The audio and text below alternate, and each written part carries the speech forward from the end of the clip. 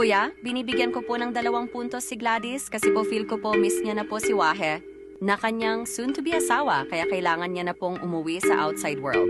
Binibigyan ko po ng 2 puntos si Didis kasi mag-aasawa na po siya at ipapaubaya na po namin siya sa kanyang asawa para habang buhay na silang masaya. Si Gladys po yung binibigyan ko ng 2 puntos kasi kailangan na nilang magkasama ng kanyang soon-to-be husband. Ang bibigyan ko po ng 2 puntos ay si Didis kasi alam namin na matagal na po niyang hinintay ang pagkakataon na ito kaya alam namin na masayang-masaya siya ngayon. You have just been evicted from the Big Brother house. Thank you, housemates. I hear myself breathing. Guys, so pupunta kami ngayon sa Casa Pellegrin. It's color green. I haven't flown yet, but Maahay. Baka mo nyo. Lamig na Sa lahat ng hamon na dumating, ginawa mo ang lahat ng ito para sa iyong mga kaibigan.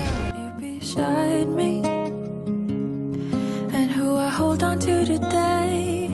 Sa iyong paglabas, dalangin kong madala mo ang mga natutunan mo sa loob ng aking bahay. Continue to aspire for your dreams to inspire others.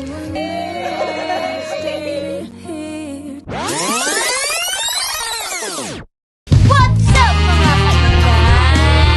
Welcome po dito sa aming pamilya bago sa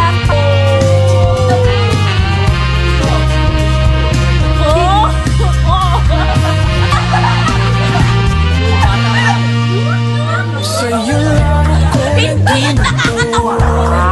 Dali! parang nasira ang ulo ko.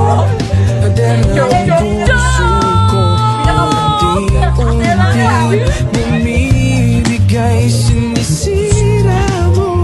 Tagal kong malas sa pagmamahal, ilang beses ang nasasaktan.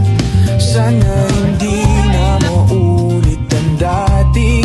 Ayoko na munang maulit ang dati. Sa'yo lang napaliw, sa'yo lang nagkaganito, sa'yo naramdaman na puso ko. Congratulations Ate Didis sa new journey mo sa buhay. Excited na kaming masaksihan yung mga panibagong pangyayari sa buhay mo. Andito lang kami palagi and we love you so much. Best wishes po sa inyong dalawa.